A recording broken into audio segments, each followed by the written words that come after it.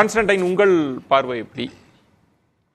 நீங்க இதுல இந்த பிஜேபின்னு சொல்லி இருக்கிறது வந்து நேத்தோ முந்தானாலும் நம்ம கோயம்புத்தூர்ல வந்து ஒரு பெரிய பூகம்பம் நடந்துரும் சொல்லிட்டு அப்புறம் எதுவுமே நடக்காம இந்த முருகன் வானதி சீனிவாசன்லாம் உட்காந்து ஏதோ ஒரு சினிமா ஓடினாங்களே அந்த அந்த கம்பெனி தானே, அதான பிஜேபி? அந்த பிஜேபி தானே சொல்றீங்க? ரொம்ப எளிமைப்படுத்தி நான் எளிமைப்படுத்தி கேட்கலீங்க, ஒரு அடையாளத்துக்காக கேட்கிறேன். நான் இப்படி சொல்லட்டுங்களா? சொல்லுங்க. இந்த 5 மாநில தேர்தல்ல பெரும்பான்மையான மாநிலங்கள்ல வெற்றி பெற்றுச்சுல ஒரு கட்சி, அந்த கட்சின்னு சொன்னா ஏத்துக்க மாட்டீங்களா? ரைட், வச்சுப்போமே. உங்க பார்வையில அப்படி, தமிழ்நாட்டு பார்வையில இப்படி. சரி, சரிதானே? இப்ப நீங்க பேச போறது தமிழ்நாட்டு பார்வையில. அதனால அந்த கட்சி வந்து இப்ப எனக்கு என்னன்னா 364 to 374 வந்து பிஜேபி தனியே, என்டிஏ. அப்ப இது தப்பு இல்ல. அவங்க 400ல சொல்லிட்டு இருந்தாங்க. மோடி, பிரதமர் மோடி 400 சொல்லிட்டு இருக்கும்போது நீங்க 364 74ன்னு போட்டீங்கன்னா, நான் நீண்ட நாள் புதிய தலைமுறையில் வந்து விவாதம் நடத்தியவன் என்கிற நன்றி விசுவாசத்தோடு சொல்லுகிறேன், உங்கள் நிர்வாகத்தை கவனமாக வைத்துக் கொள்ளுங்கள். இடியோ ஐடியோ இன்று இரவோ நாளை காலையோ கூட வரலாம். ஏனென்றால் அவர்கள் சொன்ன 400க்கு கீழே நீங்கள் குறைத்திருப்பது அது அவர்களுக்கும் நல்லதல்ல, உங்களுக்கும் நல்லதல்ல.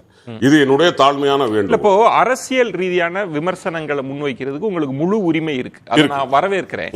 ஆனா இப்போ கருத்து கணிப்பை ஏற்கலாம், ஏற்காமல் போகலாம். கடந்த முறை வந்து திமுக தான் மீண்டும் ஆட்சி அமைக்கும்னு கருத்து கணிப்புகள் வருது. அது ஒரு சயின்ஸா நீங்க பார்க்கலையா? ஒரு மெத்தடாலஜியை யூஸ் பண்ணி ஒன்னு சொல்றாங்க, அதிலிருந்து பேசாம அதை நீங்க உள்நோக்கமாகத்தான் நீங்க அணுகணும்னு நினைக்கிறீங்களா? இல்ல விஜயன், எதுக்காக இப்ப நீங்க கேட்டீங்கல்ல, நான் கொஞ்சம் ஆழமாவே அந்த சப்ஜெக்ட் ஸ்டாட்டிஸ்டிக்ஸ் தெரிஞ்சதுனால சொல்றேன். அதுல sample space design, randomized block டிசைனா சிம்பிள் டிசைனா இப்படின்னு எடுத்து 2-வே அனாலிசிஸா அல்லது மல்டிவே அனாலிசிஸா அப்படின்னு எடுத்து நம்ம ஒரு ஹைபாதிசிஸ் செட் பண்ணுவோம். அதாவது இந்த தேர்தலில் இந்த போக்கு இப்படி இருக்கும் என்று நாங்கள் தீர்மானிக்கிறோம். அப்ப அந்த ஹைபாதிசிஸுக்கு இந்த அனாலிசிஸ் வரும் பொழுது ஒரு ஸ்டேட்மெண்ட் கொடுப்போம். என்ன கொடுப்போம் அப்படின்னா, the situation and the circumstances remain constant till the incident happens. Right. இப்ப நீங்க தேர்தல்னு எடுத்திருக்கீங்க அப்படின்னா, இந்த தேர்தல் இன்று நாங்கள் எடுக்கிற இதே நிலையில் இருந்தால் இந்த முடிவு. ரைட். சரிதானே? கரெக்ட். இதுதான் வந்து நான் படிச்ச வரைக்கும் ஸ்டாட்டிஸ்டிக்ஸ்ல ஒரு அனாலிசிஸ்ல நாங்க ஹைபாதிசிஸ் கீழே எழுதுவோம். இந்த இது வந்து ஓகே ஆகலாம் எப்பன்னா நாங்க எடுத்திருக்கிற இந்த சூழ்நிலைகள் மாறாமல் இருந்தால். ஏதேனும் மாற்றம் வந்ததுன்னா வேறு நிகழ்வு வரலாம். அப்ப அரசியல்ல 24 மணி நேரத்தில் நிகழ்வுகள் மாறியது உண்டு. இப்ப நீங்க 2019 கம்பேர் பண்ணிருக்கிறதுனால சொல்றேன். புல்வாமாவுக்கு முன்னாடி அந்த 40 பேர் கொல்லப்படுவதற்கு முன்னாடி இருந்த ட்ரெண்ட் வேற, அந்த 40 பேரை கொன்ன உடனே மாறின ட்ரெண்ட் வேற. ஓகே. சோ என்ன பொறுத்த வரைக்கும் நீங்க இன்னும் ஒரு சராசரியா பாத்தீங்கன்னா குறைஞ்சபட்சம் இன்னொரு 30 நாள் இருக்கு தேர்தல் முதல் போலிங் வர்றதுக்கு. சரிதானே? மார்ச் 12 அவங்க டிக்ளேர் பண்றதா சொல்லி இருக்கிறாங்க, டேட் அனௌன்ஸ் பண்றதா.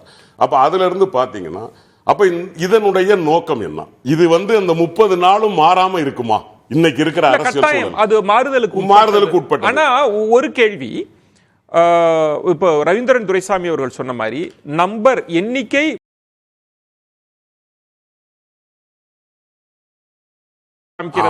கரெக்ட். அப்படி இருக்கா? இந்தியா மக்களோட மனநிலை அப்படி இருக்கா? இல்ல விஜயன், இந்த ட்ரெண்ட் செட்டிங்க்கு இது பயன்படுதுன்னு சொல்றேன்.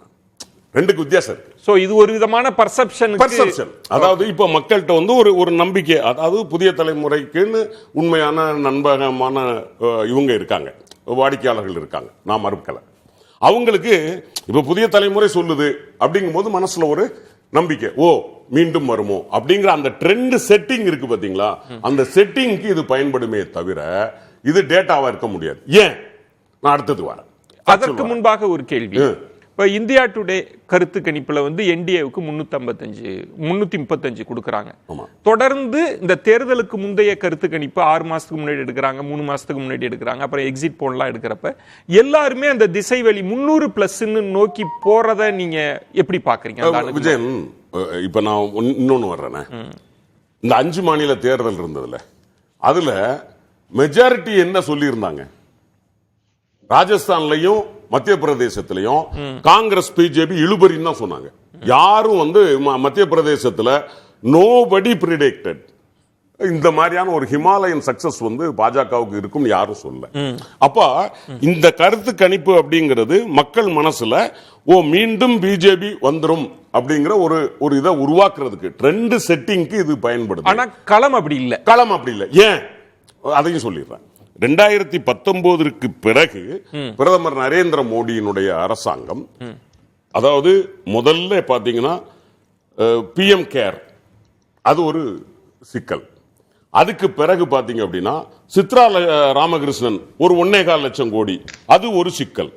அதுக்கப்புறம் சிஏஜி ஒரு 7.5 லட்சம் கோடி அது ஒரு சிக்கல். அதுக்கு பிறகு இது வந்து ஊழல் ரீதியாக வந்து கொண்டே இருக்கிறது.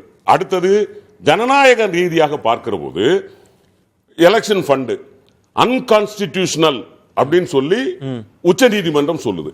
அந்த அளவிற்கு அது ஒரு பேர் கிட்ட இருக்கு.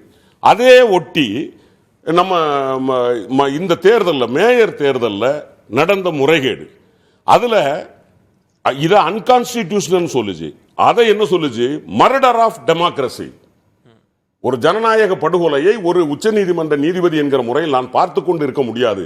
எனவே தேர்தலை நானே டிக்ளேர் பண்ணுறேன். 142 நீங்க சொல்லுகிற விமர்சனங்கள் கூர்மையாக எதிர்க்கட்சிகள் வைத்த விமர்சனங்கள் தான். இப்ப நான் ஒப்பீட்டுக்காக கேட்கிறப்ப 2019 அதற்கு முன்பு பண மதிப்பு நீக்க நடவடிக்கை, ஜிஎஸ்டி, அது தொடர்பான மக்களின் வாழ்வாதார பிரச்சனைகள்லாம் இருந்த போது முடிவு மாறுது. ரவீந்திரன் துரைசாமி போன்றவர்கள்லாம் சொன்னாங்க இதையெல்லாம் தாண்டி வேலையின்மை, வறுமை, விலைவாசி இதெல்லாம் தாண்டி மோடி லீடர்ஷிப் வந்து அதை தூக்கி நிறுத்துது. இப்பயும் அதை தானே கொண்டு வந்து இது வந்து ஒரு துரைசாமி என்ன ரவீந்திரன் துரைசாமி என்ன மேல எனக்கு மரியாதை உண்டு. ஆனா அந்த லீடர்ஷிப்ங்கிறது என்னன்னு எனக்கு சொல்லுங்க. இந்த ஒரு லீடர் இப்ப சார் நான் இருக்கேன், இப்ப விஜயன் இருக்கிறார் சார், நல்ல தொகுப்பாளர் அப்படின்னு நாங்க சொல்லணும்னா என்ன பேசுறாரோ அதுல வந்து அவருக்கு கருத்து இருக்கும். எந்த 4 பேர் பேசினாலும் 4 பேருக்கு சமமான ஒரு வாய்ப்பு கொடுப்பாரு, கண்ட்ரோல் பண்ணிடுவாரு. இந்த மாதிரியான ஒரு அடிப்படையில் நாங்க விஜயனை தூக்கலாம். Okay right. அப்போ ஒரு குட் லீடர்ஷிப் அப்படின்னு சொல்லக்கூடிய வகையில ஒன்றில் இந்த இந்தியா இந்த இடத்தை சாதித்திருக்கிறது.